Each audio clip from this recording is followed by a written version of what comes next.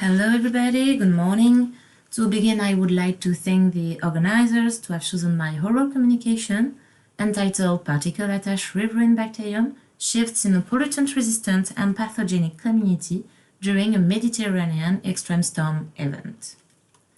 We know that aquatic ecosystems are the most vulnerable environments to global changes. They are the ultimate receptacle of anthropogenic pollution, and the presence and concentration of pollutants depend on several factors such as land uses, but also on hydroclimatic conditions. In recent years, Mediterranean climate regions are undergoing an intensification of agronomy and tourism, and the development of these two activities leads to water pollution and a decrease in water resources. This decline is not exclusively caused by its excessive use, but also by a climate imbalance. Indeed, drought and flood events are becoming more frequent and more intense due to climate change. It's in this context that this study aims to provide knowledge on the impact of extreme events on water quality and thus in the long term for the preservation of aquatic ecosystems. Controlling water quality is currently done through bioindicators such as diatoms, fishes, macroinvertebrates, or macrophytes, as well as by measurement of physico-chemical parameters. But the detection of pollutants is now based on methods specific to each pollutant family, making the detection of multiple pollutants relatively long and expensive. Therefore, the development of a method to detect multiple pollutants simultaneously would be an asset for water quality monitoring. So, could bacteria be good candidates for this challenge? In the water column, the particle-associated bacteriome could be the best for achieving this goal, because suspended particles act both as source and sink for nutrients and contaminants, thus playing a fundamental role in the transfer of these chemicals to and along aquatic ecosystems. On top of that, this microbial compartment is identified as more diverse and heterogeneous than the free-living bacteriome, and it's the first to interact with contaminants by degrading or transforming them. Therefore, the objective of this study was to determine how the bacteriome reacts to pollution events along different seasons in order to propose key players of multiple stress. Our study site was the catchment area of the Tete River, situated in southeast of France, and it's a model of coastal Mediterranean rivers which are subject to significant flow changes throughout the year. Our sampling station was situated downstream of the urban area of Perpignan, and a zoom in this area shows the sampling station is located downstream of the Perpignan wastewater treatment plant and also downstream of the last combined sewers of the urban sewer systems. Concerning the material methods, water samples were collected during an autumn flood that was sampled 13 times from 0 to 109 hours.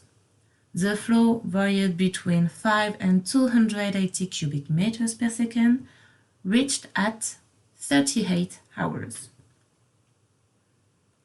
And also during summer and winter droughts that surrounding this heavy rain event. So we have collected water samples during 3 seasons. Then we explored the bacterium structural diversity using metabarcoding sequencing of the 16S or RNA gene. And among all statistical analysis done, I will only show the results of the beta diversity.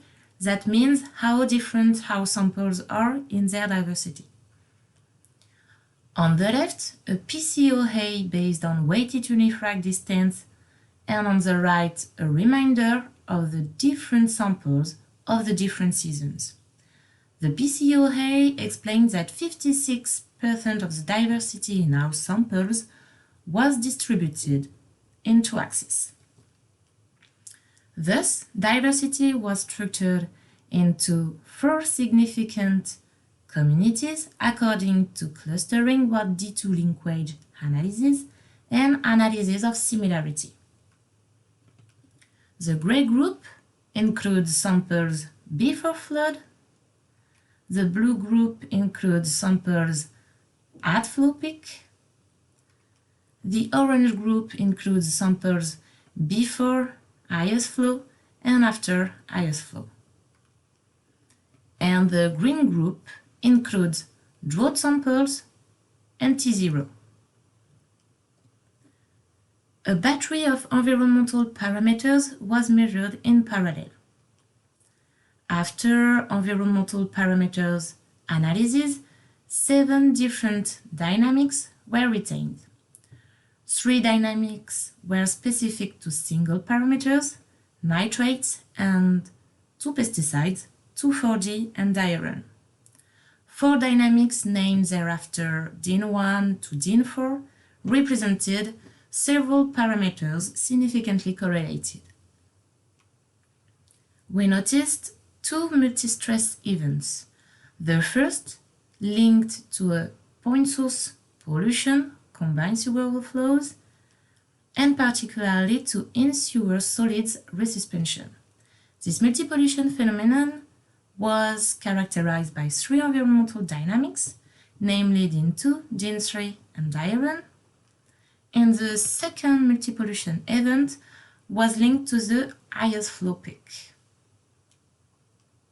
and thus to runoff as well as the riverbed sediments resuspension. This peak was linked to DIN1, DIN2, diuren, and 2,4-D. Next, constrained statistical analyses were done to explore significant interactions between environmental parameters and bacterial structural diversity.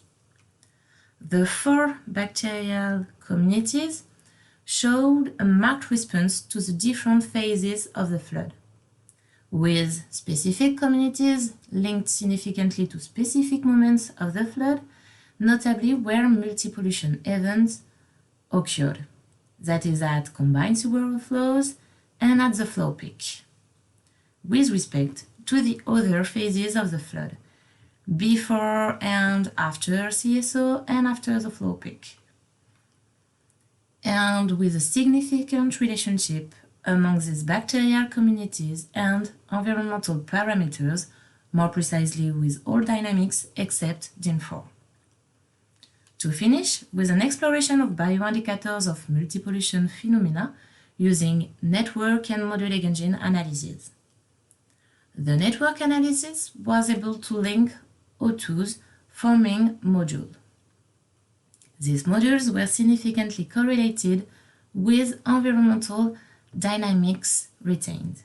For instance, module 1 was linked to DIN2, DIN3, and diuren, and module 4 was linked to DIN2 and diuren.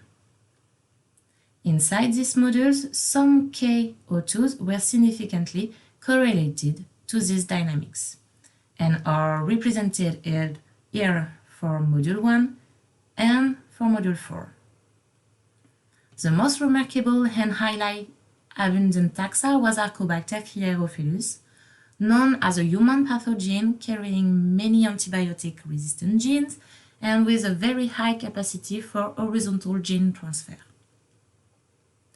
Other remarkable O2 were found from the phylum Bacteroidetes, and these O2s are usually present in disturbed environments such as Bacteroides fermentans, known to degrade isosaccharinic acids linked to radioactive waste, or bacteriome normanens, able to degrade metals through the production of extracellular polymeric substances. In the same way, other modules were related to the flow peak. If we take a look at the O2s correlated to modules significantly related of pesticide 2,4-D, which peaked at T41, we had a particular high abundance of the Gemataceae family, which are known for their radiotolerant tolerance, and complex cell architectures. For example, Gemata massiliana is a species isolated from hospital water and resistant to beta-lactam antibiotics. There is also a high proportion of the Rickettsia order, which includes mammalian pathogens such as Orientia tsutsugamuchi that cause scrub typhus. We have also highlighted genus known to degrade 2,4-D, such as Novosangobium and Flavobacterium. To conclude, we were able to demonstrate a predominance of resistant taxa to pollutants and or pathogens during an extreme event, thus showing a real danger to the ecosystem and thus to human health. Indeed, at every typical Mediterranean storm event, river resident communities are disrupted by exogenous taxa. These last carry resistant genes that can be transferred to resident communities through horizontal gene transfer, thus decreasing the ability of resident communities to avoid the spread of resistances. Moreover, in a scenario of climate change and consequent intensification of extreme hydroclimatic events, this disruption of resident communities by exogenous pollutant, resistant, and pathogenic taxa is prone to be amplified and therefore also the dramatic consequences for ecosystems and human health. A first immediate method to take is to improve wastewater management practices by developing separate urban networks, which would make it possible to limit domestic multipollution linked to CSO. Last but not least, the rapid response of bacterial communities to pollutant mixtures makes them potential candidates as biosignatures of multiple pollution stress. Thank you for your attention.